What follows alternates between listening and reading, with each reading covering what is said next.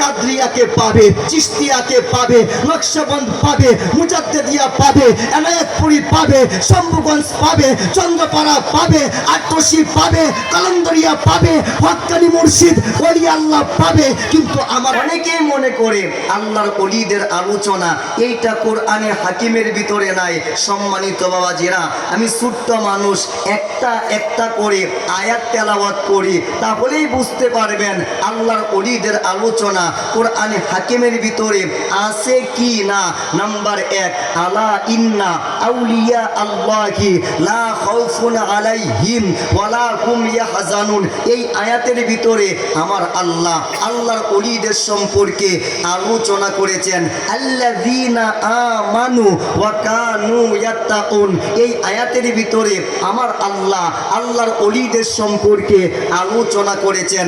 লাহুমুল বুশরা feel হায়াতিদ দুনিয়া ওয়া feel আখিরা। এই আয়াতের ভিতরে আমার আল্লাহ আল্লাহর ওলিদের সম্পর্কে আলোচনা করেছেন। ওয়াত্তাবিউস সাবিলা মান আনাবা ইলাইয়া। এই আয়াতের ভিতরে আমার আল্লাহ আল্লাহর ওলিদের সম্পর্কে আলোচনা করেছেন। ইন্না রাহমাতাল্লাহি করিবুম মিনাল মুহসিনিন। এই আয়াতের ভিতরে আমার আল্লাহ আল্লাহর ওলিদের সম্পর্কে আলোচনা করেছেন। ওয়া আল্লামনাহু মিল্লাদুন্না ইলমা। এই আয়াতের ভিতরে আমার আল্লাহ আল্লাহর ওলিদের সম্পর্কে আলোচনা করেছেন। হাল আত্তাবিউকা আলা আন তুআল্লিমানি মিম্মা উল্লিমতা রুশদা। এই আয়াতের ভিতরে আমার আল্লাহ আল্লাহর ওলিদের সম্পর্কে আলোচনা করেছেন। আনা আতিকা বিহি ক্বাবলা আইয়ারতাদ্দা ইলাইকা তারফুকা। এই আয়াতের ভিতরে আমার আল্লাহ আল্লাহর ওলিদের সম্পর্কে আলোচনা করেছেন। ইয়া আইয়াতুহান নাফসুল মুতমাইন্না ইরজিই ইলা রাব্বিকি রাদিয়াতাম মারদিয়া ফাদখুলি ফি ইবাদি ওয়াদখুলি জান্নাতি। এই আয়াতের ভিতরে আমার আল্লাহ আল্লাহর ওলিদের সম্পর্কে আলোচনা করেছেন। ওয়া মাইয়ুতিল্লাহা ওয়ার রাসূলা ফাউলাইকা মাআল্লাযিনা আনআমাল্লাহু আলাইহিম মিনান নাবিয়্যিনা ওয়াস সিদ্দিকিনা ওয়াস শুহাদাই ওয়াস সালিহিন।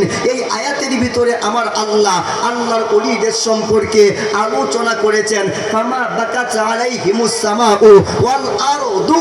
এই আয়াতের ভিতরে আমার আল্লাহ আল্লাহর ওলিদের সম্পর্কে আলোচনা করেছেন। তাতা জাফা জুনুবুহুম আনিল মাদাজি। এই আয়াতের ভিতরে আমার আল্লাহ আল্লাহর ওলিদের সম্পর্কে আলোচনা করেছেন। আমি ছোট্ট মানুষ, তারপরেও কমপক্ষে 15টা আয়াতে কারিমা তেলাওয়াত করেছি। যেই আয়াতগুলোর ভিতরে আমার আল্লাহ আল্লাহর ওলিদের সম্পর্কে, গাউস কুতুব সম্পর্কে, নুজাবা, নুকাবা, আখিয়ার আওতাদ আবদাল সম্পর্কে আলোচনা করেছেন। এর দ্বারা বোঝা যায় 30 পারা কোরআনের ভিতরে আল্লাহর ওলিদের আলোচনা আছে, কিন্তু সবাই বলে না, এক্সপ্লেন করে না, ব্যাখ্যা করে না। এর মানেটা হচ্ছে সবাই খুঁজে পাবে না। ওয়াইয়ুদলিল ফালান তাজিদা লাহু ওয়ালিয়াম মুরশিদা।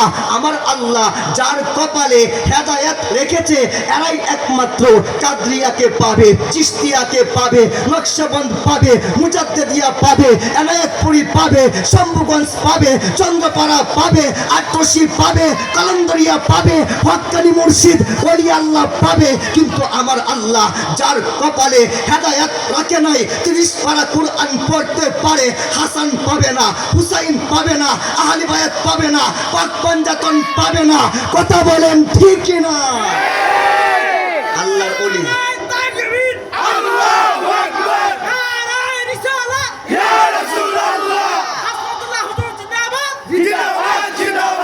সম্মানিত বাবাজিরা, কোরআনে হাকিমের ভিতরে সব আছে, কিন্তু আল্লাহ পাক যার কপালের মধ্যে হেদায়েত লিখে দিয়েছে একমাত্র তারাই পাবে, আর বাকিরা খুঁজে পাবে?